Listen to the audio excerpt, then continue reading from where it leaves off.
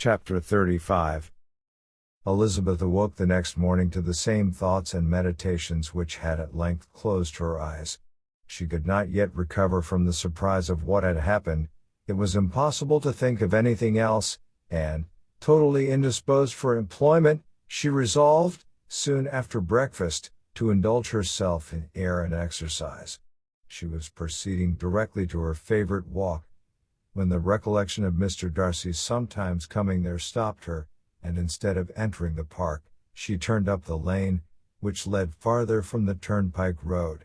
The park paling was still the boundary on one side, and she soon passed one of the gates into the ground. After walking 2 or 3 times along that part of the lane, she was tempted, by the pleasantness of the morning, to stop at the gates and look into the park. The 5 weeks which she had now passed in Kent had made a great difference in the country, and every day was adding to the verdure of the early trees. She was on the point of continuing her walk, when she caught a glimpse of a gentleman within the sort of grove which edged the park. He was moving that way, and, fearful of its being Mr. Darcy, she was directly retreating. But the person who advanced was now near enough to see her, and stepping forward with eagerness, pronounced her name. She had turned away, but on hearing herself called, though in a voice which proved it to be Mr. Darcy, she moved again towards the gate. He had by that time reached it also, and holding out a letter, which she instinctively took, said, with a look of haughty composure, "I have been walking in the grove some time in the hope of meeting you. Will you do me the honor of reading that letter?" And then, with a slight bow, turned again into the plantation, and was soon out of sight.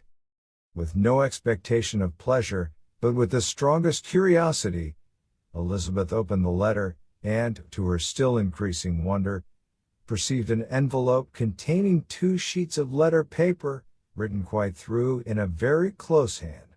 The envelope itself was likewise full. Pursuing her way along the lane, she then began it. It was dated from Rosings, at 8 o'clock in the morning, and was as follows: Be not alarmed, madam, on receiving this letter, by the apprehension of its containing any repetition of those sentiments or renewal of those offers which were last night so disgusting to you. I write without any intention of paining you or humbling myself, by dwelling on wishes which, for the happiness of both, cannot be too soon forgotten, and the effort which the formation and the perusal of this letter must occasion, should have been spared, had not my character required it to be written and read. You must, therefore, pardon the freedom with which I demand your attention. Your feelings, I know, will bestow it unwillingly, but I demand it of your justice. 2 offenses of a very different nature, and by no means of equal magnitude, you last night laid to my charge. The first mentioned was that, regardless of the sentiments of either, I had detached Mr. Bingley from your sister, and the other, that I had, in defiance of various claims, in defiance of honor and humanity, ruined the immediate prosperity and blasted the prospects of Mr. Wickham.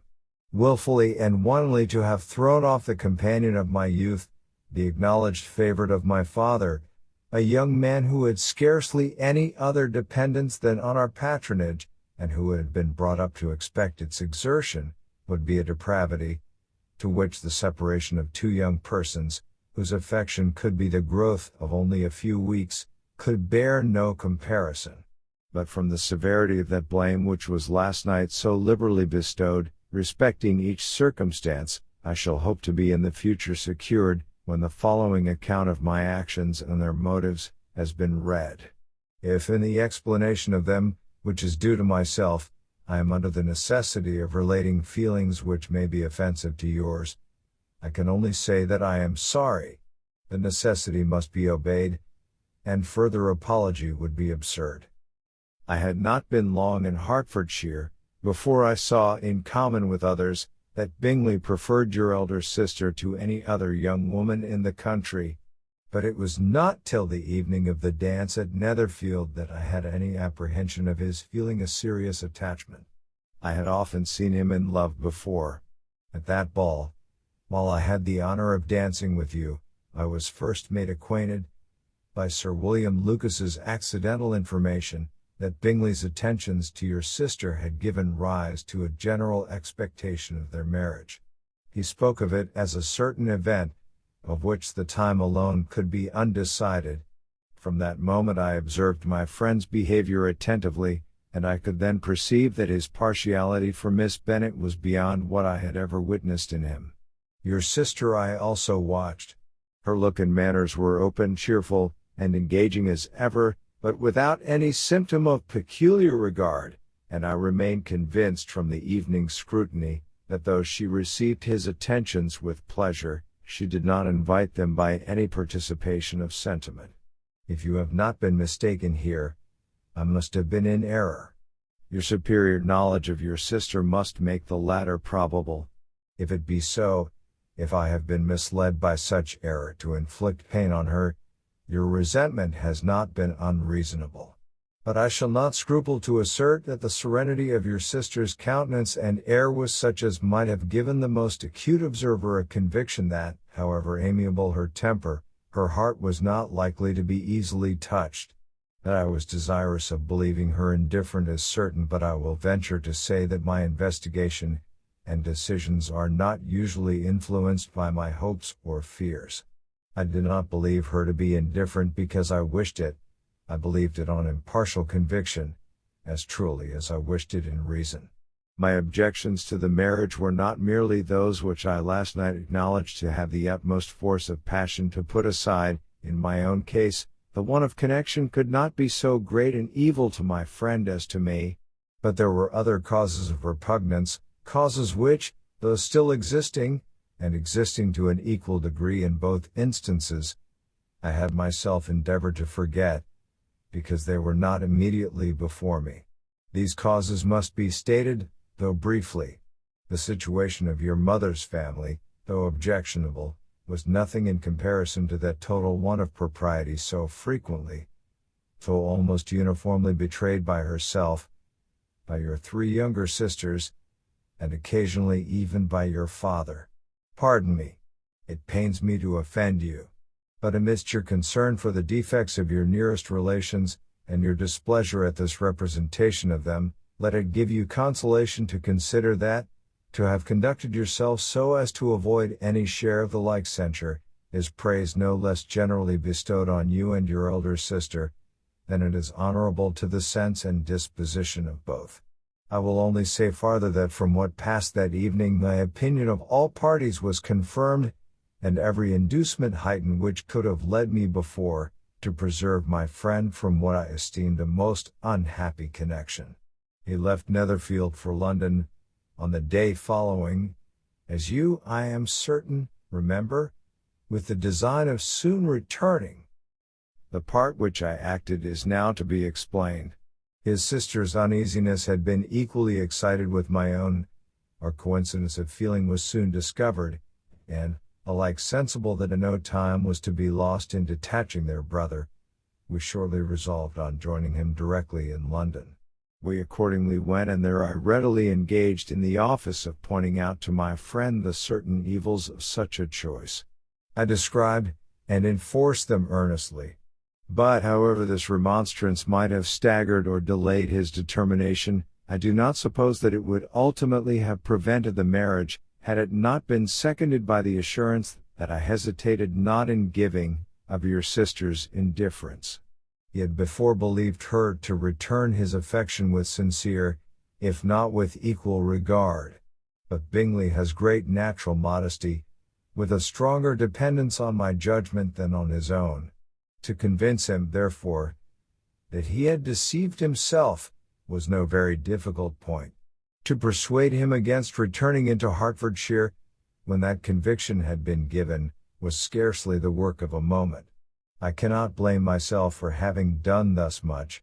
There is but one part of my conduct in the whole affair on which I do not reflect with satisfaction. It is that I condescended to adopt the measures of art so far as to conceal from him your sister's being in town. I knew it myself, as it was known to Miss Bingley, but her brother is even yet ignorant of it. That they might have met without ill consequence is perhaps probable, but his regard did not appear to me enough extinguished for him to see her without some danger.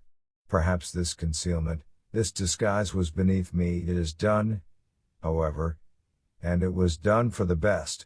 On this subject I have nothing more to say, no other apology to offer. If I have wounded your sister's feelings, it was unknowingly done, and though the motives which governed me may to you very naturally appear insufficient, I have not yet learnt to condemn them. With respect to that other, more weighty accusation, of having injured Mr. Wickham, I can only refute it by laying before you the whole of his connection with my family.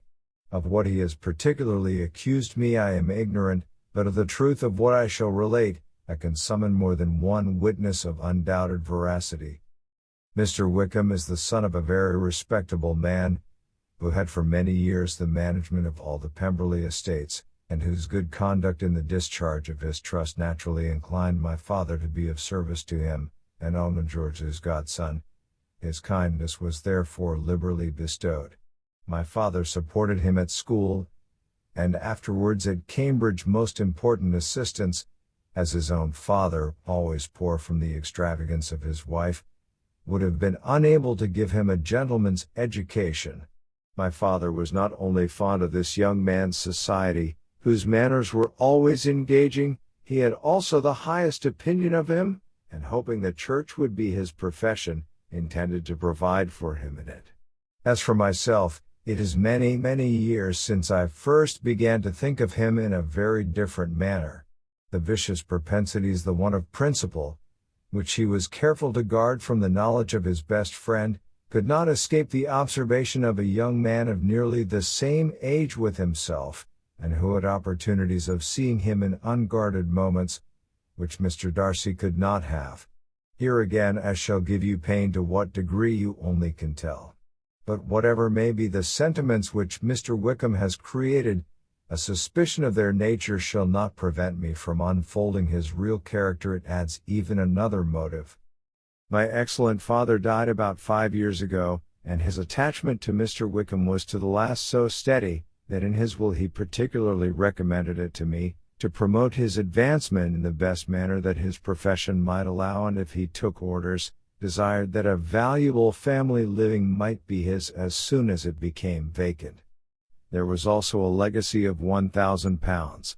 His own father did not long survive mine, and within half a year from these events, Mr. Wickham wrote to inform me that, having finally resolved against taking orders, he hoped I should not think it unreasonable for him to expect some more immediate pecuniary advantage, in lieu of the preferment, by which he could not be benefited. He had some intention, he added, of studying law, and I must be aware that the interest of £1,000 would be a very insufficient support therein. I rather wished, than believed him to be sincere, but, at any rate, was perfectly ready to accede to his proposal. I knew that Mr. Wickham ought not to be a clergyman. The business was therefore soon settled. He resigned all claim to assistance in the church, were it possible that he could ever be in a situation to receive it, and accepted in return £3,000. All connection between us seemed now dissolved. I thought too ill of him to invite him to Pemberley, or admit his society in town. In town I believe he chiefly lived, but his studying the law was a mere pretense, and being now free from all restraint, his life was a life of idleness and dissipation. For about 3 years I heard little of him, but on the decease of the incumbent of the living which had been designed for him, he applied to me again by letter for the presentation. His circumstances, he assured me, and I had no difficulty in believing it, were exceedingly bad. He had found the law a most unprofitable study, and was now absolutely resolved on being ordained. If I would present him to the living in question, of which he trusted there could be little doubt, as he was well assured that I had no other person to provide for, and I could not have forgotten my revered father's intentions. You will hardly blame me for refusing to comply with this entreaty, or for resisting every repetition to it. His resentment was in proportion to the distress of his circumstances, and he was doubtless as violent in his abuse of me to others, as in his reproaches to myself. After this period every appearance of acquaintance was dropped. How he lived I know not. But last summer he was again most painfully obtruded on my notice.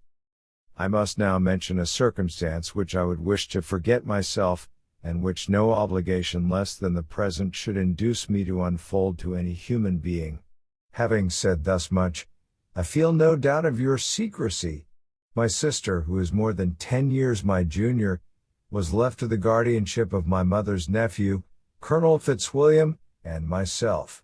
About a year ago she was taken from school in an establishment formed for her in London, and last summer she went with the lady who presided over it, to Ramsgate, and thither also went Mr. Wickham, undoubtedly by design, for there proved to have been a prior acquaintance between him and Mrs. Young, in whose character we were most unhappily deceived, and by her connivance and aid he so far recommended himself to Georgiana, whose affectionate heart retained a strong impression of his kindness to her as a child, that she was persuaded to believe herself in love, and could consent to an elopement. She was then but 15, which must be her excuse, and after stating her imprudence, I am happy to add, that I owe the knowledge of it to herself. I joined them unexpectedly a day or two before the intended elopement, and then Georgiana, unable to support the idea of grieving and offending a brother whom she almost looked up to as a father, acknowledged the whole to me. You may imagine what I felt and how I acted.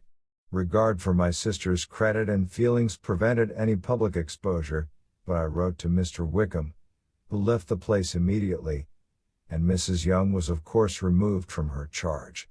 Mr. Wickham's chief object was unquestionably my sister's fortune, which is £30,000, but I cannot help supposing that the hope of revenging himself on me was a strong inducement. His revenge would have been complete indeed. This, madam, is a faithful narrative of every event in which we have been concerned together, and if you do not absolutely reject it as false, you will, I hope, acquit me henceforth of cruelty towards Mr. Wickham. I know not in what manner, under what form of falsehood he had imposed on you, but his success is not perhaps to be wondered at. Ignorant as you previously were of everything concerning either, detection could not be in your power, and suspicion certainly not in your inclination. You may possibly wonder why all this was not told you last night, but I was not then master enough of myself to know what could or ought to be revealed.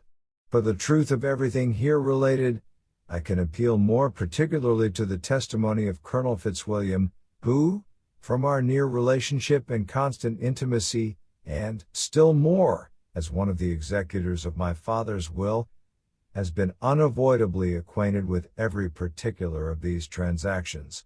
If your abhorrence of me should make my assertions valueless, you cannot be prevented by the same cause from confiding in my cousin, and that there may be the possibility of consulting him, I shall endeavor to find some opportunity of putting this letter in your hands in the course of the morning. I will only add, God bless you. Fitzwilliam Darcy. Chapter 36. If Elizabeth, when Mr. Darcy gave her the letter, did not expect it to contain a renewal of his offers, she had formed no expectation at all of its contents. But such as they were, it may well be supposed how eagerly she went through them, and what a contrariety of emotion they excited. Her feelings as she read were scarcely to be defined. With amazement did she first understand that he believed any apology to be in his power, and steadfastly was she persuaded that he could have no explanation to give, which a just sense of shame would not conceal. With a strong prejudice against everything he might say, she began his account of what had happened at Netherfield. She read with an eagerness which hardly left her power of comprehension, and from impatience of knowing what the next sentence might bring, was incapable of attending to the sense of the one before her eyes. His belief of her sister's insensibility she instantly resolved to be false, and his account of the real, worst objections to the match, made her too angry to have any wish of doing him justice. He expressed no regret for what he had done which satisfied her. His style was not penitent, but haughty. It was all pride and insolence. But when this subject was succeeded by his account of Mr. Wickham, when she read with somewhat clearer attention relation of events which, if true, must overthrow every cherished opinion of his worth, and which bore so alarming an affinity to his own history of himself, her feelings were yet more acutely painful and more difficult of definition. Astonishment, apprehension, and even horror oppressed her. She wished to discredit it entirely, repeatedly exclaiming, "This must be false. This cannot be. This must be the grossest falsehood." And when she had gone through the whole letter, though scarcely knowing anything of the last page or two, put it hastily away, protesting that she would not regard it, that she would never look in it again. In this perturbed state of mind, with thoughts that could rest on nothing, she walked on, but it would not do.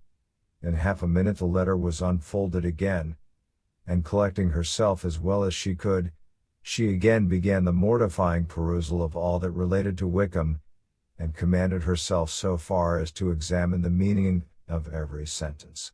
The account of his connection with the Pemberley family was exactly what he had related himself, and the kindness of the late Mr. Darcy, though she had not before known its extent, agreed equally well with his own words. So far each recital confirmed the other, but when she came to the will, the difference was great. What Wickham had said of the living was fresh in her memory, and as she recalled his very words, it was impossible not to feel that there was gross duplicity on one side or the other, and, for a few moments, she flattered herself that her wishes did not err.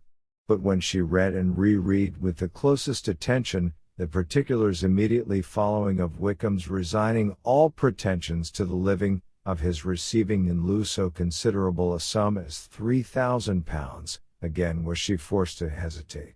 She put down the letter, weighed every circumstance with what she meant to be impartiality, deliberated on the probability of each statement, but with little success.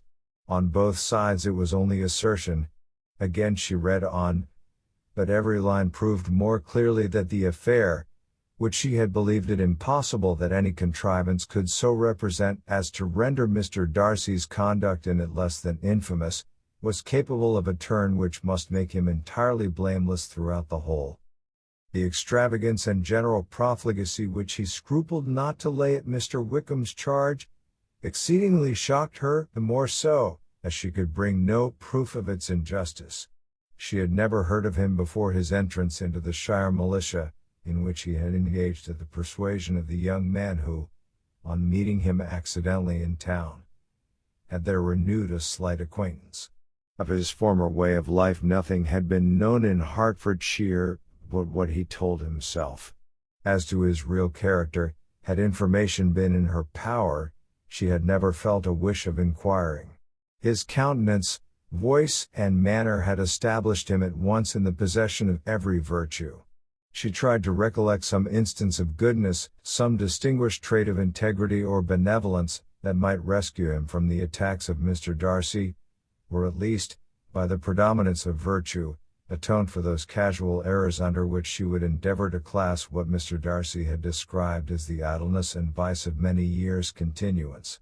But no such recollection befriended her. She could see him instantly before her, in every charm of air and address, but she could remember no more substantial good than the general approbation of the neighborhood, and the regard which his social powers had gained him in the mess. After pausing on this point a considerable while, she once more continued to read. But, alas! The story which followed of his designs on Miss Darcy received some confirmation from what had passed between Colonel Fitzwilliam and herself only the morning before, and at last she was referred for the truth of every particular to Colonel Fitzwilliam himself, from whom she had previously received the information of his near concern in all his cousin's affairs, and whose character she had no reason to question. At one time she had almost resolved on applying to him, but the idea was checked by the awkwardness of the application, and at length wholly banished by the conviction that Mr. Darcy would never have hazarded such a proposal, if he had not been well assured of his cousin's corroboration. She perfectly remembered everything that had passed in conversation between Wickham and herself, in their first evening at Mr. Phillips's. Many of his expressions were still fresh in her memory. She was now struck with the impropriety of such communications to a stranger, and wondered it had escaped her before. She saw the indelicacy of putting himself forward as he had done, and the inconsistency of his professions with his conduct. She remembered that he had boasted of having no fear of seeing Mr. Darcy, that Mr. Darcy might leave the country, but that he should stand his ground. Yet he had avoided the Netherfield ball the very next week. She remembered also that, till the Netherfield family had quitted the country, he had told his story to no one but herself, but that after their removal it had been everywhere discussed, that he had then no reserves, no scruples in sinking Mr. Darcy's character, though he had assured her that respect for the father would always prevent his exposing the son. How differently did everything now appear in which he was concerned! His attentions to Miss King were now the consequence of views solely and hatefully mercenary, and the mediocrity of her fortune proved no longer the moderation of his wishes, but his eagerness to grasp at anything. His behavior to herself could now have had no tolerable motive. He had either been deceived with regard to her fortune, or had been gratifying his vanity by encouraging the preference which she believed she had most incautiously shown.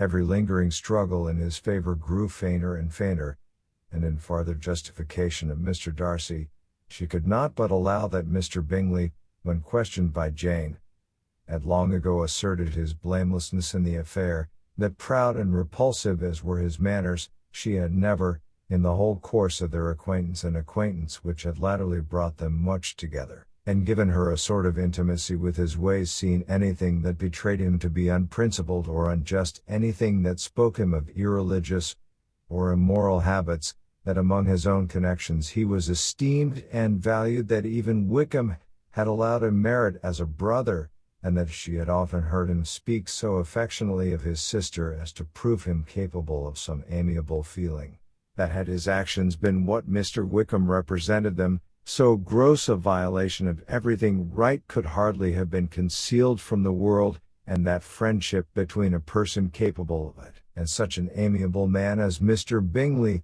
was incomprehensible. She grew absolutely ashamed of herself. Of neither Darcy nor Wickham could she think without feeling she had been blind, partial, prejudiced, absurd. How despicably I have acted, she cried, I, who have prided myself on my discernment. I, who have valued myself on my abilities, who have often disdained the generous candor of my sister, and gratified my vanity in useless or blamable mistrust. How humiliating is this discovery! Yet how just a humiliation! Had I been in love, I could not have been more wretchedly blind. But vanity, not love, has been my folly. Pleased with the preference of one, and offended by the neglect of the other, on the very beginning of our acquaintance, I have courted prepossession and ignorance, and driven reason away, where either were concerned. Till this moment I never knew myself. From herself to Jane, from Jane to Bingley, her thoughts were in a line which soon brought to her recollection that Mr. Darcy's explanation there had appeared very insufficient, and she read it again. Widely different was the effect of a second perusal. How could she deny that credit to his assertions in one instance, which she had been obliged to give in the other? He declared himself to be totally unsuspicious of her sister's attachment, and she could not help remembering what Charlotte's opinion had always been. Neither could she deny the justice of his description of Jane. She felt that Jane's feelings, though fervent, were little displayed, and that there was a constant complacency in her air and manner not often united with great sensibility. When she came to that part of the letter in which her family were mentioned in terms of such mortifying, yet merited reproach, her sense of shame was severe. The justice of the charge struck her too forcibly for denial, and the circumstances to which he particularly alluded as having passed at the Netherfield ball, and as confirming all his first disapprobation, could not have made a stronger impression on his mind than on hers. The compliment to herself and her sister was not unfelt.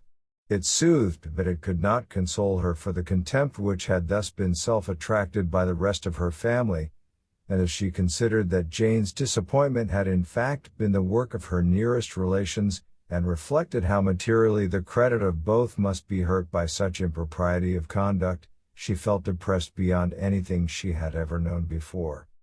After wandering along the lane for 2 hours, giving way to every variety of thought, reconsidering events, determining probabilities, and reconciling herself, as well as she could, to a change so sudden and so important, fatigue, and a recollection of her long absence, made her at length return home, and she entered the house with the wish of appearing cheerful as usual, and the resolution of repressing such reflections as must make her unfit for conversation.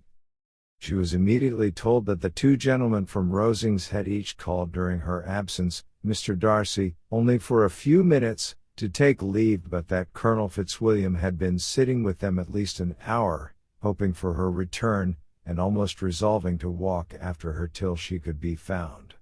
Elizabeth could but just affect concern in missing him. She really rejoiced at it. Colonel Fitzwilliam was no longer an object. She could think only of her letter. Chapter 37. The 2 gentlemen left Rosings the next morning, and Mr. Collins, having been in waiting near the lodges, to make them his parting obeisance, was able to bring home the pleasing intelligence of their appearing in very good health, and in as tolerable spirits as could be expected, after the melancholy scene so lately gone through at Rosings. To Rosings he then hastened, to console Lady Catherine and her daughter, and on his return brought back, with great satisfaction, a message from her ladyship, importing that she felt herself so dull as to make her very desirous of having them all to dine with her. Elizabeth could not see Lady Catherine without recollecting that, had she chosen it, she might by this time have been presented to her as her future niece, nor could she think, without a smile, of what her ladyship's indignation would have been. What would she have said? How would she have behaved? Were questions with which she amused herself. Their first subject was the diminution of the Rosings party. "I assure you, I feel it exceedingly," said Lady Catherine. "I believe no one feels the loss of friends so much as I do. But I am particularly attached to these young men, and know them to be so much attached to me. They were excessively sorry to go. But so they always are." The dear Colonel rallied his spirits tolerably till just at last, but Darcy seemed to feel it most acutely, more, I think, than last year. His attachment to Rosings certainly increases. Mr. Collins had a compliment and an allusion to throw in here, which were kindly smiled on by the mother and daughter. Lady Catherine observed, after dinner, that Miss Bennet seemed out of spirits, and immediately accounting for it by herself, by supposing that she did not like to go home again so soon, she added, "But if that is the case, you must write to your mother and beg that you may stay a little longer. Mrs. Collins will be very glad of your company, I am sure." "I am much obliged to your ladyship for your kind invitation," replied Elizabeth, "but it is not in my power to accept it. I must be in town next Saturday." "Why, at that rate, you will have been here only 6 weeks. I expected you to stay 2 months. I told Mrs. Collins so before you came. There can be no occasion for your going so soon. Mrs. Bennet could certainly spare you for another fortnight. But my father cannot. He wrote last week to hurry my return." "Oh, your father of course may spare you, if your mother can.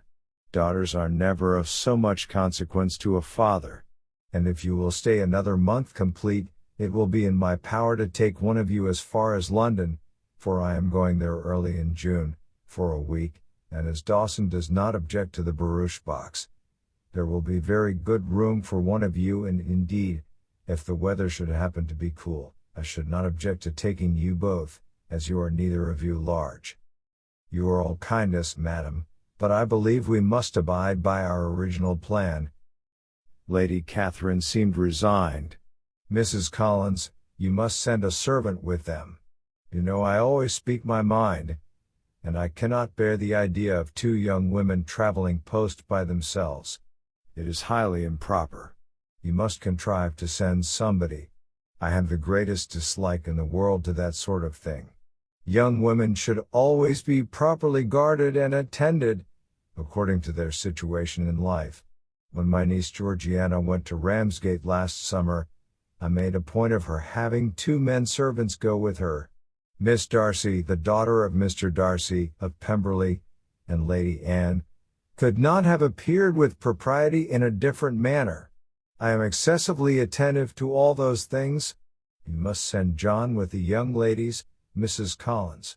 I am glad it occurred to me to mention it, for it would really be discreditable to you to let them go alone. My uncle is to send a servant for us." "Oh, your uncle. He keeps a manservant, does he? I am very glad you have somebody who thinks of these things. Where shall you change horses?" "Oh, Bromley, of course. If you mention my name at the bell, you will be attended to."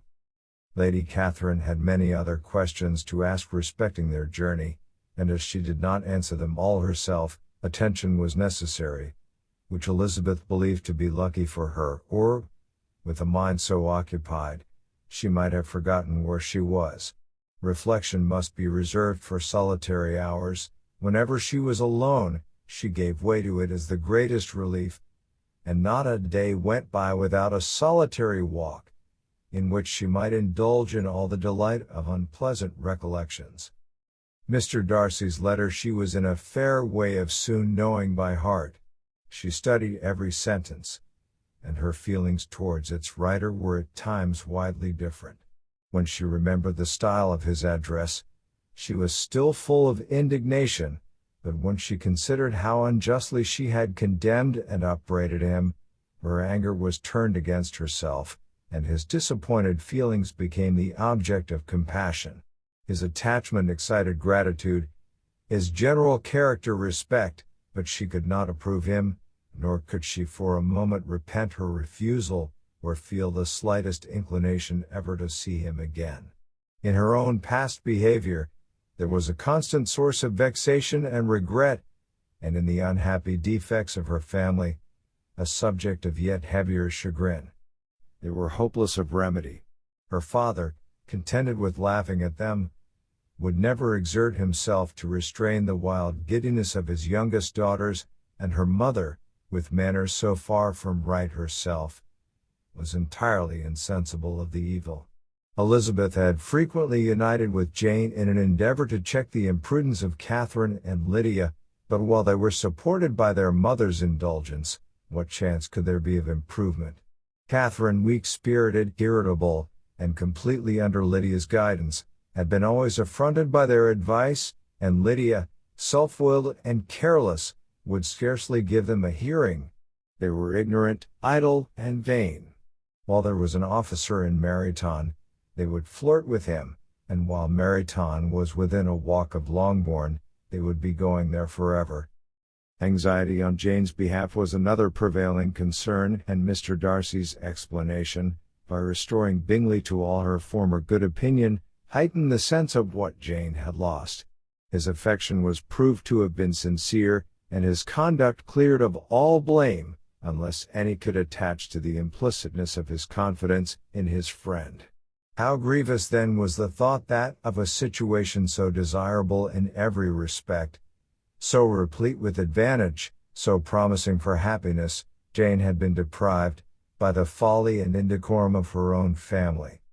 When to these recollections was added the development of Wickham's character, it may be easily believed that the happy spirits which had seldom been depressed before, were now so much affected as to make it almost impossible for her to appear tolerably cheerful. Their engagements at Rosings were as frequent during the last week of her stay, as they had been at first.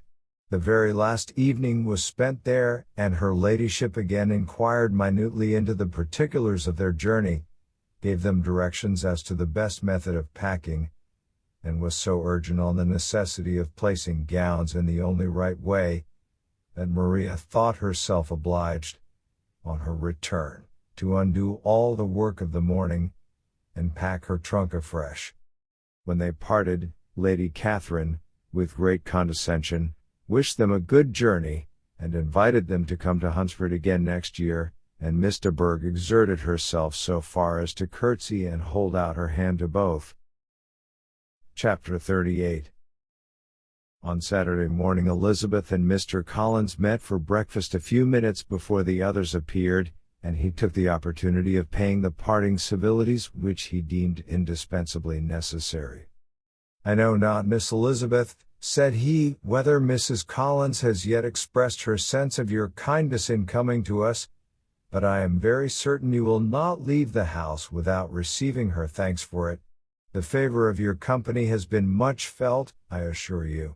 We know how little there is to tempt anyone to our humble abode. Our plain manner of living, our small rooms and few domestics, and the little we see of the world, must make Hunsford extremely dull to a young lady like yourself, but I hope you will believe us grateful for the condescension, and that we have done everything in our power to prevent your spending your time unpleasantly." Elizabeth was eager with her thanks and assurances of happiness. She had spent 6 weeks with great enjoyment, and the pleasure of being with Charlotte, and the kind attentions she had received, must make her feel the obliged.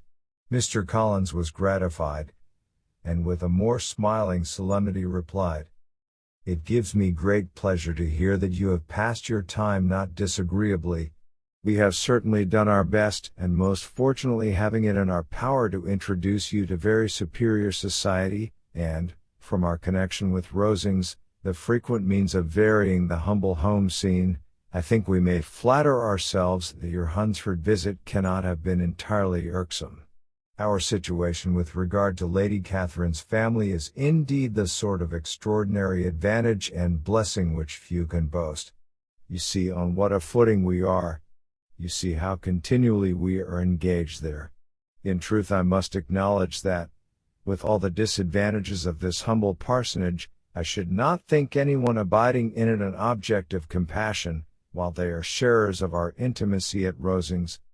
Words were insufficient for the elevation of his feelings, and he was obliged to walk about the room, while Elizabeth tried to unite civility and truth in a few short sentences. "You may, in fact, carry a very favorable report of us into Hertfordshire, my dear cousin. I flatter myself at least that you will be able to do so. Lady Catherine's great attentions to Mrs. Collins you have been a daily witness of, and altogether I trust it does not appear that your friend has drawn an unfortunate, but on this point it will be as well to be silent. Only let me assure you, my dear Miss Elizabeth, that I can from my heart most cordially wish you equal felicity in marriage. My dear Charlotte and I have but one mind and one way of thinking. There is in everything a most remarkable resemblance of character and ideas between us. We seem to have been designed for each other." Elizabeth could safely say that it was a great happiness where that was the case, and with equal sincerity could add, that she firmly believed and rejoiced in his domestic comforts. She was not sorry, however, to have the recital of them interrupted by the lady from whom they sprang. Poor Charlotte! It was melancholy to leave her to such society, but she had chosen it with her eyes open, and though evidently regretting that her visitors were to go, she did not seem to ask for compassion. Her home and her housekeeping, her parish and her poultry, and all their dependent concerns, had not yet lost their charms. At length the chaise arrived, the trunks were fastened on, the parcels placed within, and it was pronounced to be ready. After an affectionate parting between the friends, Elizabeth was attended to the carriage by Mr. Collins, and as they walked down the garden he was commissioning her with his best respects to all her family, not forgetting his thanks for the kindness he had received at Longbourn in the winter, and his compliments to Mr. and Mrs. Gardiner, though unknown. He then handed her in. Maria followed, and the door was on the point of being closed, when he suddenly reminded them, with some consternation, that they had hitherto forgotten to leave any message for the ladies at Rosings. But, he added, you will of course wish to have your humble respects delivered to them, with your grateful thanks for their kindness to you while you have been here. Elizabeth made no objection. The door was then allowed to be shut, and the carriage drove off. Good gracious! Cried Maria after a few minutes' silence, it seems but a day or two since we first came. And yet how many things have happened! A great many indeed, said her companion with a sigh. We have dined 9 times at Rosings, besides drinking tea there twice. How much I shall have to tell. Elizabeth added privately, and how much I shall have to conceal. Their journey was performed without much conversation or any alarm, and within 4 hours of their leaving Hunsford they reached Mr. Gardner's house, where they were to remain a few days. Jane looked well, and Elizabeth had little opportunity of studying her spirits, amidst the various engagements which the kindness of her aunt had reserved for them. But Jane was to go home with her, and at Longbourn there would be leisure enough for observation.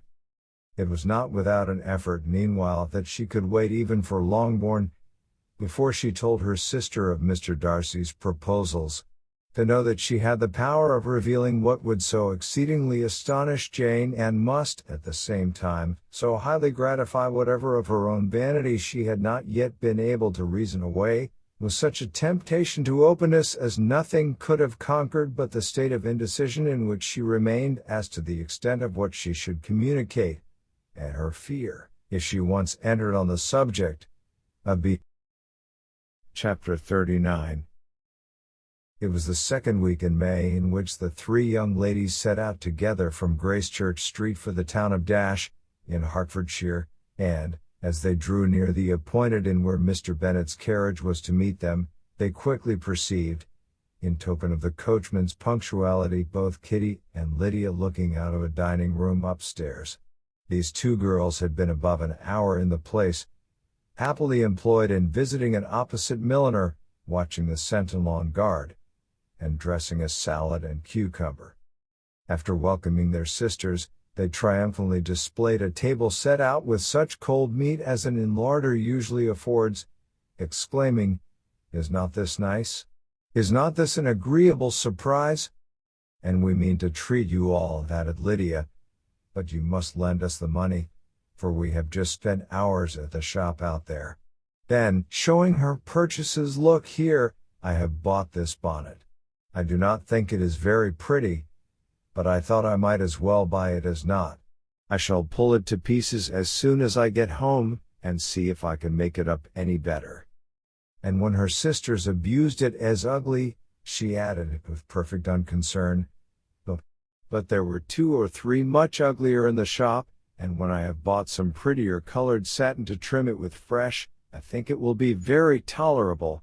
Besides, it will not much signify what one wears this summer, after the Shire have left Meryton, and they are going in a fortnight." "Are they indeed?" cried Elizabeth, with the greatest satisfaction. "They are going to be in camp near Brighton, and I do so want Papa to take us all there for the summer. It would be such a delicious scheme, and I dare say would hardly cost anything at all. Mamma would like to go too, of all things. Only think what a miserable summer else we shall have." "Yes," thought Elizabeth, "that would be a delightful scheme indeed, and completely do for us at once. Good heaven! Brighton, and a whole campful of soldiers, to us, who have been overset already by one poor regiment of militia, and the monthly balls of Meryton." "Now I have got some news for you," said Lydia, as they sat down at table. "What do you think?" "It is excellent news, capital news, and about a certain person we all like." Jane and Elizabeth looked at each other, and the waiter was told he need not stay. Lydia laughed, and said, "Aye, that is just like your formality indiscretion. You thought the waiter must not hear, as if he cared. I dare say he often hears worse things said than I am going to say. But he is an ugly fellow. I am glad he is gone. I never saw such a long chin in my life. Well, but now for my news. It is about dear Wickham, too good for the waiter, is it not? There is no danger of Wickham's marrying Mary King. There's for you. She has gone down to her uncle at Liverpool, gone to stay. Wickham is safe. And Mary King is safe, added Elizabeth, safe from a connection imprudent as to fortune.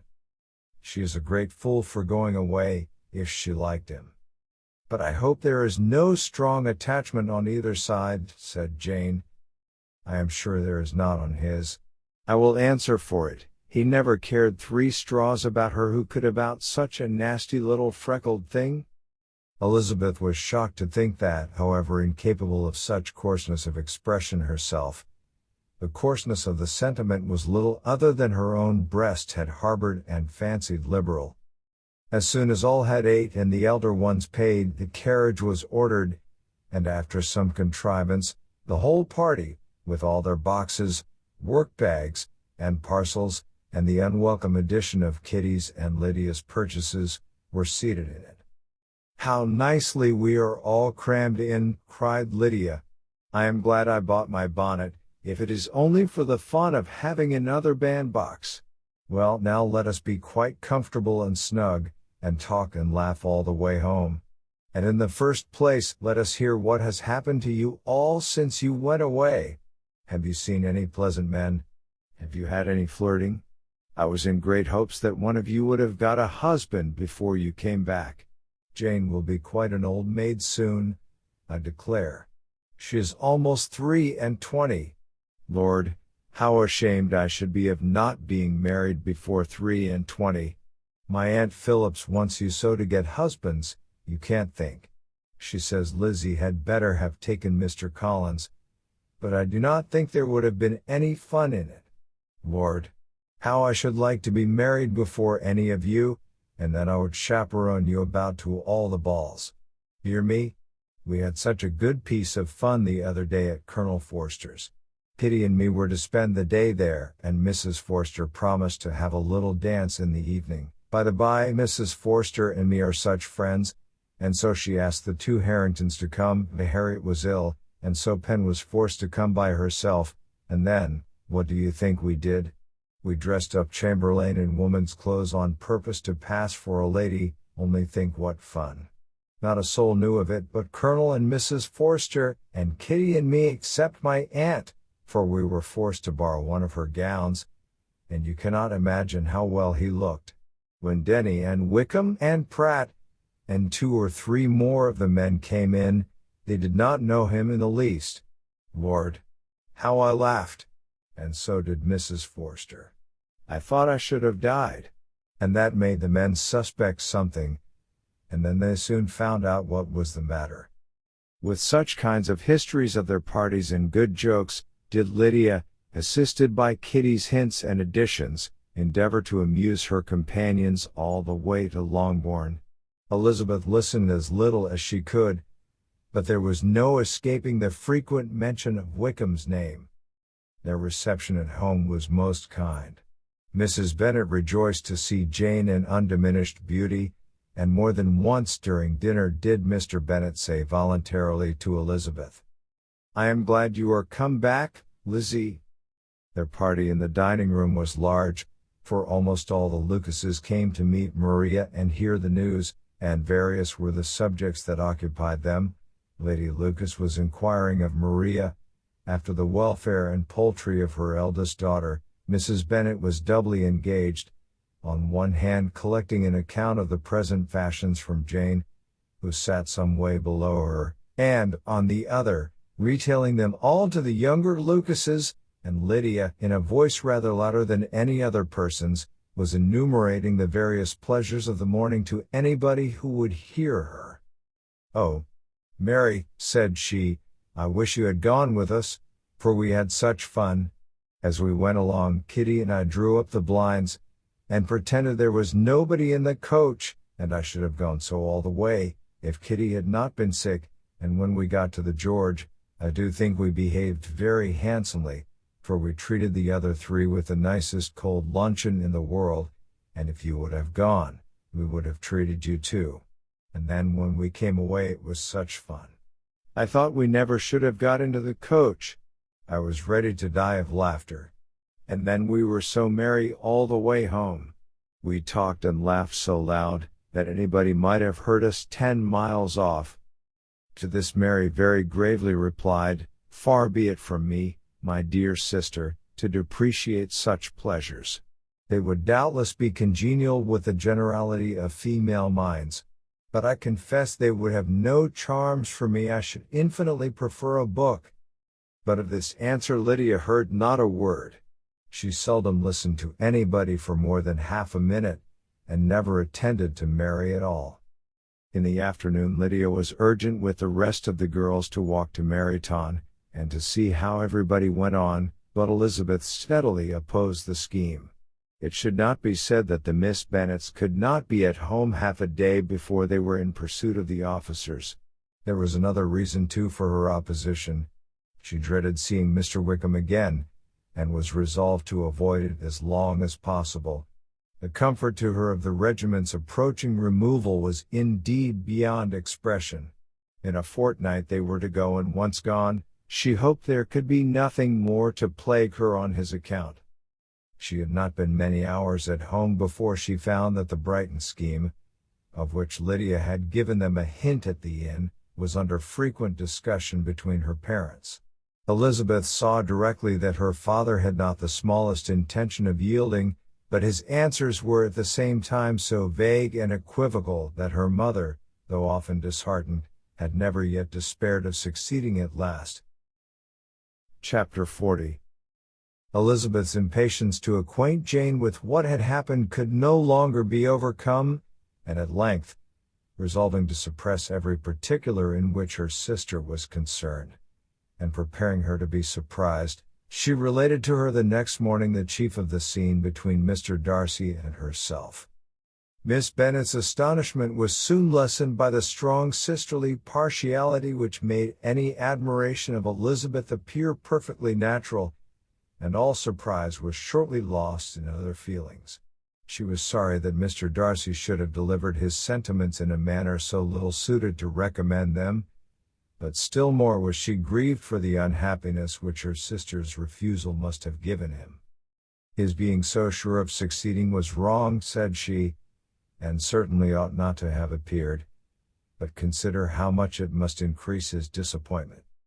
Indeed, replied Elizabeth, I am heartily sorry for him, but he has other feelings, which will probably soon drive away his regard for me. You do not blame me, however, for refusing him? Blame you? Oh no. But you blame me for having spoken so warmly of Wickham? No, I do not know that you were wrong in saying what you did. But you will know it, when I tell you what happened the very next day. She then spoke of the letter, repeating the whole of its contents as far as they concerned George Wickham. What a stroke was this for poor Jane, who would willingly have gone through the world without believing that so much wickedness existed in the whole race of mankind, as was here collected in one individual. Nor was Darcy's vindication, though grateful to her feelings, capable of consoling her for such discovery.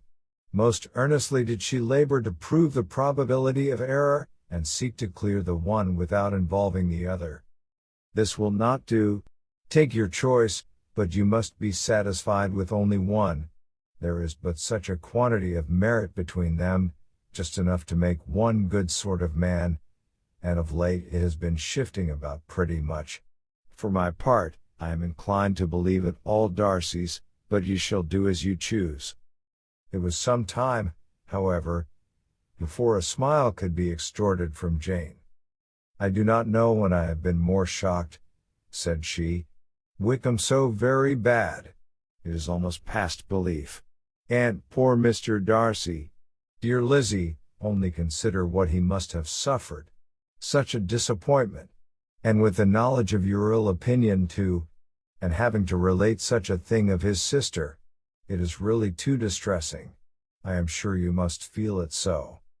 Oh, No, my regret and compassion are all done away by seeing you so full of both.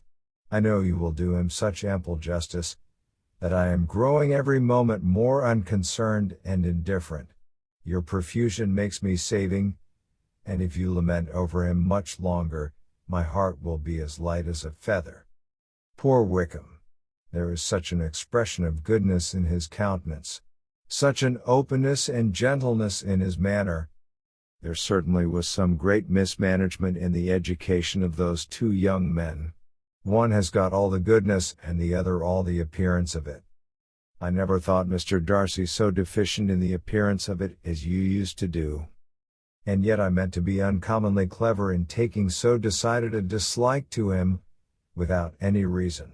It is such a spur to one's genius, such an opening for wit, to have a dislike of that kind. One may be continually abusive without saying anything just, but one cannot always be laughing at a man without now and then stumbling on something witty. Lizzie, when you first read the letter, I am sure you could not treat the matter as you do now. Indeed, I could not. I was uncomfortable enough, I may say unhappy, and with no one to speak to about what I felt, no Jane to comfort me and say that I had not been so very weak and vain and nonsensical as I knew I had. Oh, how I wanted you!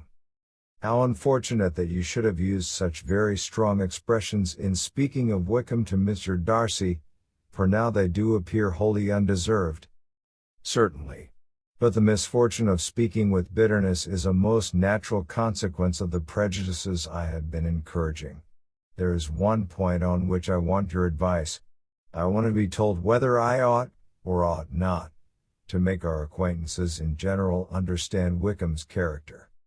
Miss Bennet paused a little, and then replied, "Surely there can be no occasion for exposing him so dreadfully. What is your opinion?"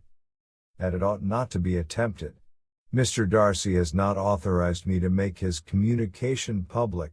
On the contrary, every particular relative to his sister was meant to be kept as much as possible to myself, and if I endeavor to undeceive people as to the rest of his conduct, who will believe me?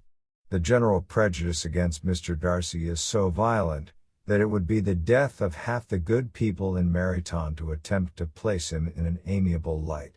I am not equal to it. Wickham will soon be gone, and therefore it will not signify to anyone here what he really is. Some time hence it will be all found out, and then we may laugh at their stupidity in not knowing it before. At present I will say nothing about it. You are quite right.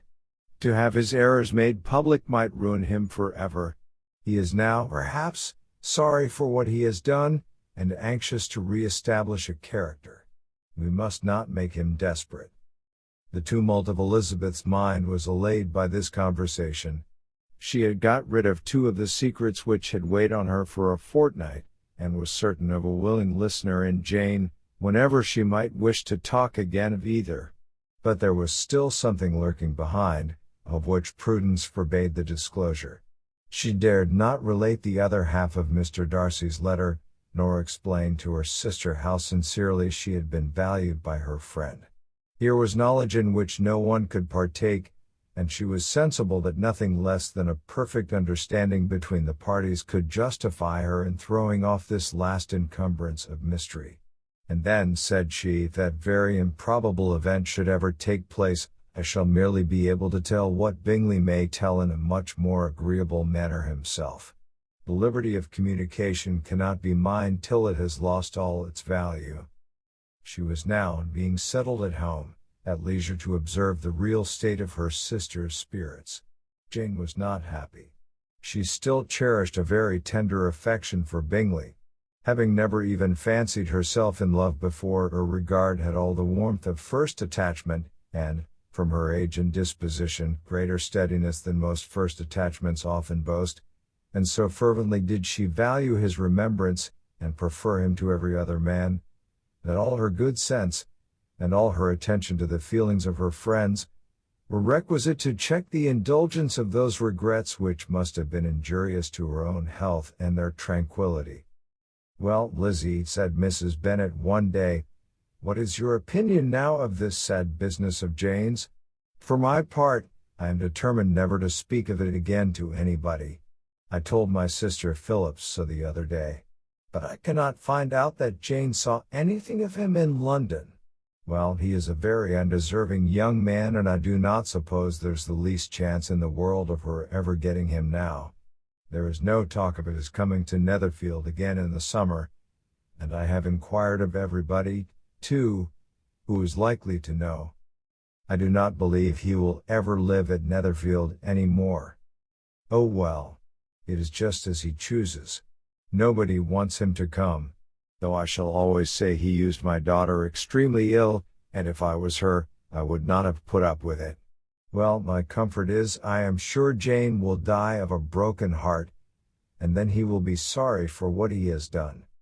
But as Elizabeth could not receive comfort from any such expectation, she made no answer. Well, Lizzie, continued her mother, soon afterwards, and so the Collinses live very comfortable, do they? Well, I only hope it will last. And what sort of table do they keep? Charlotte is an excellent manager, I dare say. If she is half as sharp as her mother, she is saving enough. There is nothing extravagant in their housekeeping, I dare say. No, nothing at all. A great deal of good management, depend upon it. Yes, it will take care not to outrun their income. They will never be distressed for money. Well, much good may it do them. And so, I suppose, they often talk of having Longbourn when your father is dead. They look upon it as quite their own, I dare say, whenever that happens. It was a subject which they could not mention before me. No, it would have been strange if they had. But I make no doubt they often talk of it between themselves. Well, if they can be easy with an estate that is not lawfully their own, so much the better. I should be ashamed of having one that was only entailed on me. Chapter 41. The first week of their return was soon gone. The second began. It was the last of the regiment's stay in Meryton, and all the young ladies in the neighborhood were drooping apace. The dejection was almost universal. The elder Miss Bennets alone were still able to eat, drink, and sleep, and pursue the usual course of their employments. Very frequently were they reproached for this insensibility by Kitty and Lydia, whose own misery was extreme, and who could not comprehend such hard-heartedness in any of the family. Good heaven! What is to become of us? What are we to do? Would they often exclaim in the bitterness of woe. How can you be smiling so, Lizzie? Their affectionate mother shared all their grief. She remembered what she had herself endured on a similar occasion, 25 years ago. I am sure, said she, I cried for 2 days together when Colonel Miller's regiment went away. I thought I should have broken my heart. I am sure I shall break mine, said Lydia. If one could but go to Brighton, observed Mrs. Bennet. Oh, yes. If one could but go to Brighton. But Papa is so disagreeable. A little sea bathing would set me up forever. And my Aunt Phillips is sure it would do me a great deal of good, added Kitty. Such were the kind of lamentations resounding perpetually through Longbourn House. Elizabeth tried to be diverted by them, but all sense of pleasure was lost in shame. She felt anew the justice of Mr. Darcy's objections, and never had she been so much disposed to pardon his interference in the views of his friend. But the gloom of Lydia's prospect was shortly cleared away, for she received an invitation from Mrs. Forster, the wife of the colonel of the regiment, to accompany her to Brighton. This invaluable friend was a very young woman, and very lately married. A resemblance in good humor and good spirits had recommended her and Lydia to each other, and out of their 3 months' acquaintance they had been intimate too. The rapture of Lydia on this occasion, her adoration of Mrs. Forster, the delight of Mrs. Bennet, and the mortification of Kitty, are scarcely to be described. Wholly inattentive to her sister's feelings, Lydia flew about the house in restless ecstasy, calling for everyone's congratulations, and laughing and talking with more violence than ever, whilst the luckless Kitty continued in the parlour repined at her fate in terms as unreasonable as her accent was peevish. "I cannot see why Mrs. Forster should not ask me as well as Lydia," said she, "though I am not her particular friend. I have just as much right to be asked as she has, and more too, for I am 2 years older." In vain did Elizabeth attempt to make her reasonable, and Jane to make her resigned. As for Elizabeth herself, this invitation was so far from exciting in her the same feelings as in her mother and Lydia, that she considered it as the death warrant of all possibility of common sense for the latter, and detestable as such a step must make her were it known, she could not help secretly advising her father not to let her go. She represented to him all the improprieties of Lydia's general behavior, the little advantage she could derive from the friendship of such a woman as Mrs. Forster, and the probability of her being yet more imprudent with such a companion at Brighton, where the temptations must be greater than at home.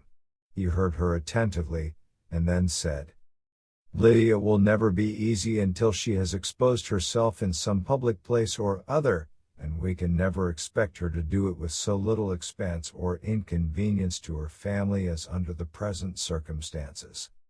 If you are aware," said Elizabeth, "of the very great disadvantage to us all which must arise from the public notice of Lydia's unguarded and imprudent manner, nay, which has already arisen from it, I am sure you would judge differently in the affair." "Already arisen?" repeated Mr. Bennet. "What, has she frightened away some of your lovers? Poor little Lizzie! But do not be cast down. Such squeamish youths as cannot bear to be connected with a little absurdity are not worth a regret. Come, let me see the list of pitiful fellows who have been kept aloof by Lydia's folly. Indeed you are mistaken. I have no such injuries to resent. It is not of particular, but of general evils, which I am now complaining.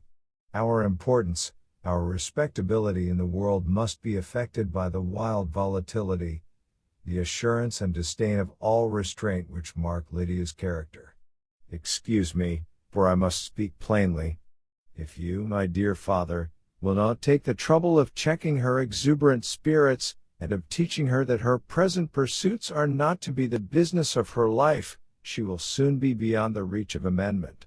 Her character will be fixed, and she will, at 16, be the most determined flirt that ever made herself or her family ridiculous, a flirt, too, in the worst and meanest degree of flirtation, without any attraction beyond youth and a tolerable person, and, from the ignorance and emptiness of her mind, wholly unable to ward off any portion of that universal contempt which her rage for admiration will excite. In this danger Kitty also is comprehended. She will follow wherever Lydia leads, vain, ignorant, idle, and absolutely uncontrolled. Oh, my dear father, can you suppose it possible that they will not be censured and despised wherever they are known, and that their sisters will not be often involved in the disgrace?" Mr. Bennet saw that her whole heart was in the subject, and affectionately taking her hand said in reply, "Do not make yourself uneasy, my love. Wherever you and Jane are known you must be respected and valued, and you will not appear to less advantage for having a couple of, or I may say, 3 very silly sisters. We shall have no peace at Longbourn if Lydia does not go to Brighton. Let her go, then. Colonel Forster is a sensible man, and will keep her out of any real mischief, and she is luckily too poor to be an object of prey to anybody. At Brighton she will be of less importance even as a common flirt than she has been here. The officers will find women better worth their notice. Let us hope, therefore, that her being there may teach her her own insignificance. At any rate, she cannot grow many degrees worse, without authorizing us to lock her up for the rest of her life."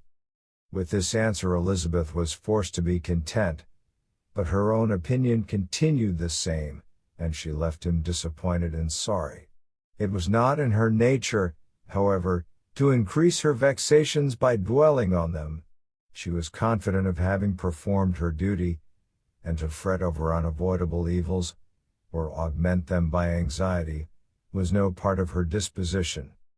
Had Lydia and her mother known the substance of her conference with her father, their indignation would hardly have found expression in their united volubility. In Lydia's imagination, a visit to Brighton comprised every possibility of earthly happiness. She saw, with the creative eye of fancy, the streets of that gay bathing place covered with officers. She saw herself the object of attention, to tens and to scores of them at present unknown. She saw all the glories of the camp, its tents stretched forth in beauteous uniformity of lines, crowded with the young and the gay and dazzling with scarlet, and, to complete the view, she saw herself seated beneath a tent, tenderly flirting with at least 6 officers at once. Had she known her sister sought to tear her from such prospects and such realities as these, what would have been her sensations? They could have been understood only by her mother, who might have felt nearly the same. Lydia's going to Brighton was all that consoled her for her melancholy conviction of her husband's never intending to go there himself. But they were entirely ignorant of what had passed, and their raptures continued, with little intermission, to the very day of Lydia's leaving home. Elizabeth was now to see Mr. Wickham for the last time. Having been frequently in company with him since her return, agitation was pretty well over, the agitations of former partiality entirely so. She had even learned to detect, in the very gentleness which had first delighted her, an affectation and a sameness to disgust and weary. In his present behavior to herself, moreover, she had a fresh source of displeasure, for the inclination he soon testified of renewing those intentions which had marked the early part of their acquaintance could only serve, after what had since passed, to provoke her. She lost all concern for him in finding herself thus selected as the object of such idle and frivolous gallantry, and while she steadily repressed it, could not but feel the reproof contained in his believing that however long, and for whatever cause, his attentions had been withdrawn, her vanity would be gratified, and her preference secured at any time by their renewal. On the very last day of the regiment's remaining at Meryton, he dined, with other of the officers, at Longbourn, and so little was Elizabeth disposed to part from him in good humour, that on his making some inquiry as to the manner in which her time had passed at Hunsford, she mentioned Colonel Fitzwilliam's and Mr. Darcy's having both spent 3 weeks at Rosings, and asked him if he was acquainted with the former. He looked surprised, displeased, alarmed, but with a moment's recollection and a returning smile, replied that he had formerly seen him often, and, after observing that he was a very gentlemanlike man, asked her how she had liked him. Her answer was warmly in his favor. With an air of indifference he soon afterwards added, "How long did you say he was at Rosings?" "Nearly 3 weeks." "And you saw him frequently?" "Yes, almost every day." "His manners are very different from his cousin's." "Yes, very different. But I think Mr. Darcy improves upon acquaintance." "Indeed?" cried Mr. Wickham with a look which did not escape her. "And pray may I ask," but checking himself, he added, in a gayer tone, "is it in address that he improves? Has he deigned to add aught of civility to his ordinary style? For I dare not hope," he continued in a lower and more serious tone, "that he is improved in essentials." "Oh no," said Elizabeth. "In essentials, I believe, he is very much what he ever was." While she spoke, Wickham looked as if scarcely knowing whether to rejoice over her words, or to distrust their meaning. There was a something in her countenance which made him listen with an apprehensive and anxious attention, while she added, "When I said that he improved on acquaintance, I did not mean that his mind or his manners were in a state of improvement, but that, from knowing him better, his disposition was better understood." Wickham's alarm now appeared in a heightened complexion and agitated look. For a few minutes he was silent, till, shaking off his embarrassment, he turned to her again, and said in the gentlest of accents, You who so well know my feeling towards Mr. Darcy, will readily comprehend how sincerely I must rejoice that he is wise enough to assume even the appearance of what is right. His pride in that direction may be of service, if not to himself, to many others, for it must only deter him from such foul misconduct as I have suffered by. I only fear that the sort of cautiousness to which you, I imagine, have been alluding, is merely adopted on his visits to his aunt, of whose good opinion and judgment he stands much in awe. His fear of her has always operated, I know, when they were together, and a good deal is to be imputed to his wish of forwarding the match with Miss de Bourgh, which I am certain he has very much at heart. Elizabeth could not repress a smile at this, but she answered only by a slight inclination of the head. She saw that he wanted to engage her on the old subject of his grievances, and she was in no humor to indulge him. The rest of the evening passed with the appearance, on his side, of usual cheerfulness, but with no further attempt to distinguish Elizabeth, and they parted at last with mutual civility, and possibly a mutual desire of never meeting again. When the party broke up, Lydia returned with Mrs. Forster to Meryton, from whence they were to set out early the next morning. The separation between her and her family was rather noisy than pathetic. Kitty was the only one who shed tears, but she did weep from vexation and envy. Mrs. Bennet was diffuse in her good wishes for the felicity of her daughter, and impressive in her injunctions that she should not miss the opportunity of enjoying herself as much as possible, advice which there was every reason to believe would be well attended to, and in the clamorous happiness of Lydia herself in bidding farewell, the more gentle adieus of her sisters were uttered without being heard.